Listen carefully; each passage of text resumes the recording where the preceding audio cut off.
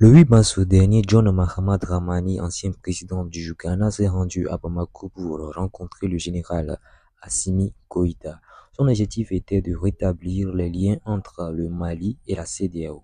Cette visite intervient dans un contexte de tensions croissantes entre l'organisation sous-régionale et les pays de l'Alliance des États du Sahel.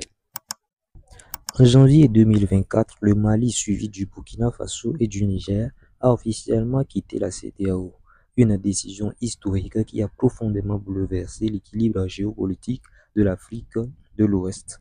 Depuis plusieurs mois, ces États dénonçaient les sanctions imposées par l'organisation et accusaient la CEDEAO d'être manipulée par des intérêts étrangers. En réponse, ils ont formé l'Alliance des États du Sahel, AES, une coalition visant à renforcer leur souveraineté et à redéfinir les rapports de force régionaux.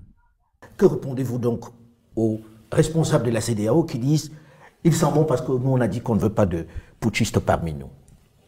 Il y a beaucoup de putschistes parmi eux. Donc ce n'est pas une question de putschistes, c'est juste un masque. Quand vous dites des putschistes, John Mahama est une figure influente dans la diplomatie ouest-africaine. Ancien président du Ghana, il a déjà joué un rôle de médiateur, notamment lors de la transition politique malienne en 2020. Sa venue à Bamako s'inscrit dans une tentative de rapprochement entre le Mali et la CEDEAO. Officiellement, il cherche à rétablir le dialogue et à éviter une rupture définitive. Mais cette initiative reflète aussi les inquiétudes de la CEDEAO face à l'émergence d'un bloc sahélien indépendant. L'issue de cette rencontre reste incertaine.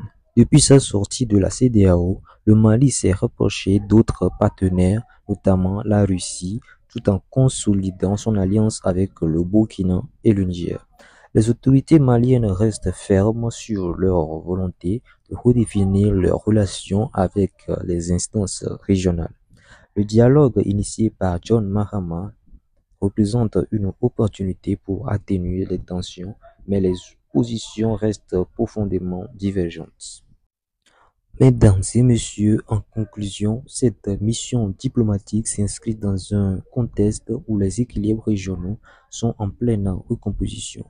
La CEDEAO cherche à éviter une fracture définitive, tandis que l'AES affirme son indépendance.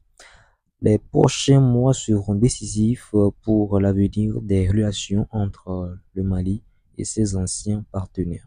La dynamique en cours pourrait redessiner durablement le paysage géopolitique de l'Afrique de l'Ouest. Merci de nous avoir suivis. N'hésitez pas à vous abonner pour ne pas manquer nos prochaines vidéos. À la prochaine.